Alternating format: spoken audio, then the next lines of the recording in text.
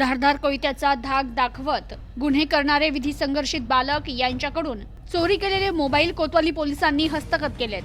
अहमदनगर शहरातील railway station परिसरात moped गाडीवरून संशयितरित्या 2 मुलं फिरताना दिसल्याने रात्र गस्त अधिकारी सहाय्यक पोलीस निरीक्षक Yogita Kokate, police head constable Tanveer Shaikh, police constable Arjun Phunde, home guard Chandrakant Gaikwad यांनी मोपेड गाडीवरील या मुलांना हटकलं.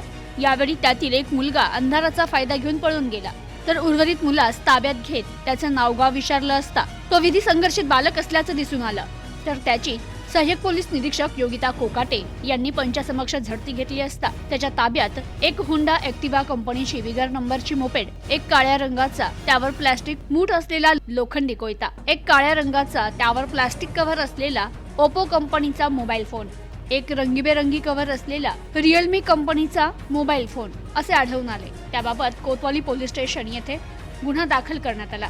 कोतवालीचे पोलीस निरीक्षक प्रताप दराडे यांनी दिलेल्या आदेशानुसार विधी संघर्षित बालकाकडे गुन्ह्याच्या अनुषंगाने अधिक चौकशी केली असता त्याने तो त्याचा जोडीदारासह रात्रीच्या वेळी शहरात फिरून एकट्या दिसणाऱ्या इस्मांना टार्गेट करून त्यांना कोयत्याचा धाक दाखवत त्यांच्याकडील मोबाईल, रोख रक्कम चोरी करत असल्याचं, तसेच चोरी केलेले मोबाईल त्याचा मित्र अभिषेक पवार यास विक्री करण्यासाठी देत असल्याचं सांगितलं.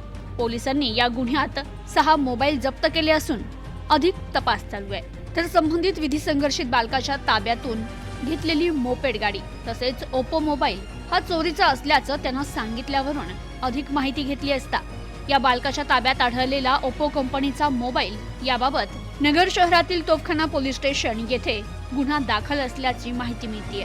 त्यामुळे या गुन्ह्याबाबत माहिती घेतली असता गुन्ह्यात चोरी गेलेला मोबाईल आणि विधी संघर्षित बालकाकडे आढळून आलेला ओप्पो मोबाईल हा एकच असल्याचं निष्पन्न झालंय.